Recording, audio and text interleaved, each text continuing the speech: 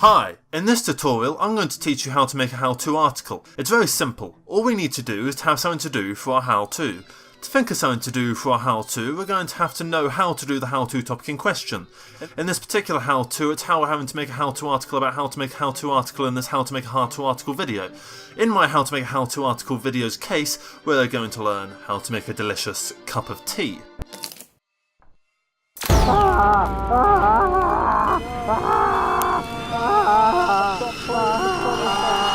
I have decided to make a how-to video on how to make a how-to article about how to make a delicious cup of tea because I drink an awful lot of tea. How to make a cup of tea is one of the few things I can actually do, so making a how-to about how to make a cup of tea seems very fitting. How do we make a how-to about how to make a cup of tea? Well, we just make a how-to about how to make a cup of tea. And that is the first lesson of our how to make a how-to article with how to make a cup of tea as an example. Notice that I didn't actually explain how to make a how-to about how to make a cup of tea. I just said that the way you make a how-to about how to make a cup of tea was by making a how-to about how to make a cup of tea. Instead of saying that you make a how-to about how to make a cup of tea by making a how-to about how to make a cup of tea, explain to your dearest viewers in gut-wrenching detail about every step involved in the immensely grueling process of making a cup of tea. They have to tell us to plug the kettle in. Making a cup of tea does sound simple, doesn't it? How many steps can you think of in the process of making a cup of tea? I personally can think of 5. Boil kettle, put tea bag in, pour water in, pour a little bit of milk in, stir. However, 5 steps is far too few for an immense how-to like this. We need 50 steps, and we need to split each big step into sub-steps so that we can step one step at a time.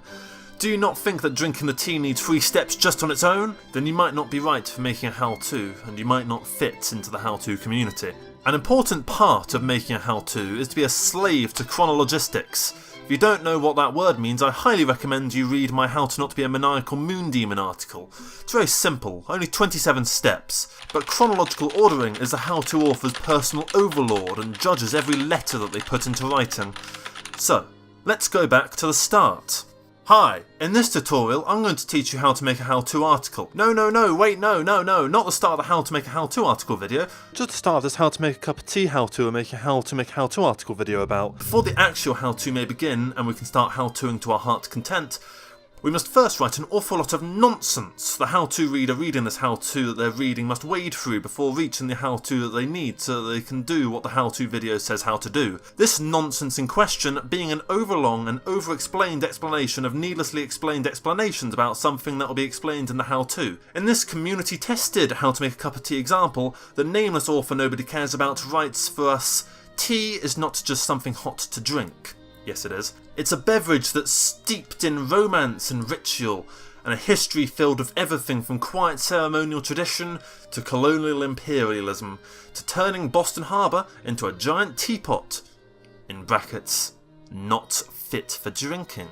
Your how-to reader was only interested in how to make a cup of tea, but unbeknownst to your how-to reader reading this how-to, they must instead be drowned in an endless wave of information that a frog spawn could decode with its wobbly black eye closed. You may be wondering why exactly a how-to has to be so endlessly overcomplicated. Well, you haven't eyed the readers of these how-tos, and believe me, it's best that you avoid them. When you make your how-tos on how to do this or how to do that, you'll see just below your how-to people who've read your how-to and are asking how to do what you have just made a how-to article about.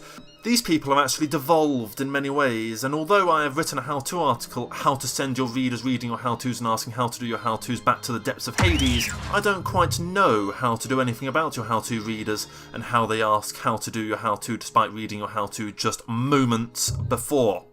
Just look at some of the brain-twistingly basic questions these slug-like mud dwellers ask.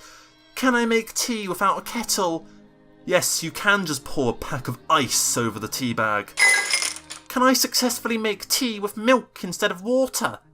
I suppose you could, but I suppose you could also successfully make a cup of tea with sewage or molten rock from the Earth's mantle.